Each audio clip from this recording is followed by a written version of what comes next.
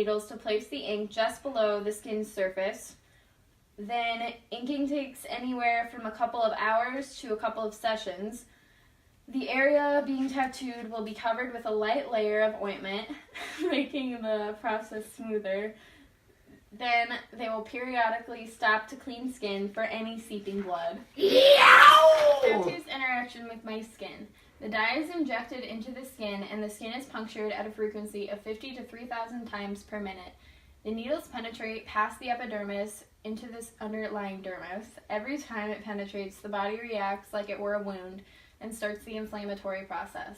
The skin's method to deal with danger. As the skin heals, the damaged epidermal cells are replaced. Skincare services can't be performed on area until fully healed. Some pigments can be phototoxic, resulting in skin irritation when exposed to system reaction. Macrophages start eating the dye because they view them as invaders. Then they travel back to the lymph nodes. Others may stay in the dermis.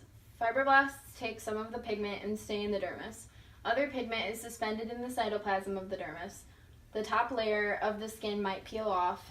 Full skin regeneration takes place within 2 to 4 weeks.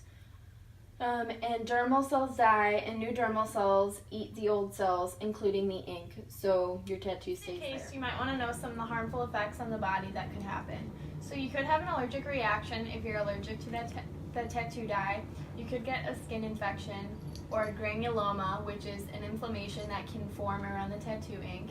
You could get a bloodborne disease that can develop from not properly disinfected tools, such as hepatitis C, B, or MRSA.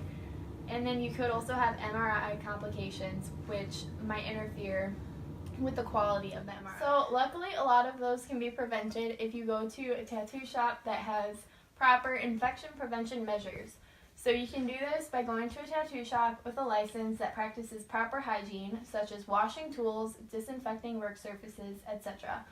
You can practice proper aftercare by covering your tattoo with petroleum jelly and a bandage, washing it often with unscented soap, not swimming for 2 to 4 weeks after, applying sunblock to the area, and icing or elevating it to avoid swelling of tattoos. So the most common damage from tattoos is swelling.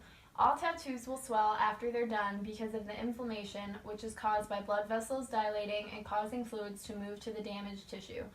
Inflammation can look like red skin, swollen, warm, and painful to the touch. The fluid that's brought to the inflamed area is nutrients and oxygen.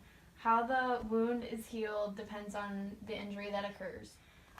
So finally, some different cultures' ways of expressing themselves with tattoos. So in Samoan cultures, tattoos differ from men to women. Men's are more symmetrical, chunky, and go anywhere. Women's are more normal from their knee to their upper thigh and are more intricate. All tattoos are given with special tools and black ink. In tribal communities, tattoos differ from tribe to tribe and can mean so many things from decoration to achievements. They can be anywhere and anyone can get them. In Buddhism, it's famous for mandala tattoos, which are intricate circular designs that depict the universe. And then in recent culture, tattoos are mainly for decoration and symbolization. They now don't necessarily have to have a specific meaning and are becoming more accepted all around in today's society. So, can I get a tattoo?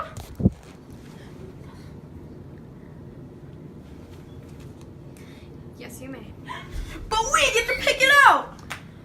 Oh no!